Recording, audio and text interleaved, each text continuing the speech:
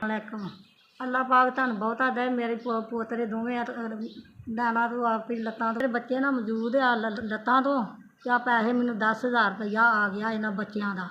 ते अल्लाह पाक तुहानू चोखा दवे तो तुसीं इन्हां नू देंदे ही रवो।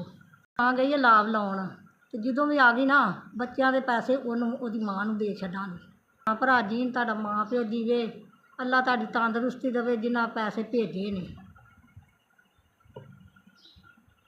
मुरादी लम्मी लम्मी उम्र करे, अल्लाह तुहानू बहुता दवे, अल्लाह तुहाडी जिंदगी दवे, अल्लाह तुहाडे पुत्तरा खैर करे, अल्लाह तुहानू चोखा दवे, भाग लावे, अल्लाह तुहाडे बच्चों के खैर करे, अल्लाह तुहाडे पुत्तां नू तंदरुस्ती दवे ते अल्लाह तुहाडे ते भी खैर करे। पुत्तरा तुहां मेरे बच्चों नू दित्ते आ इक लत्तां तो मौजूद ने, ये दवाई खांदे ने ते असीं दवाई लैने इन्हां दी ते असीं दवाई ले लांगे।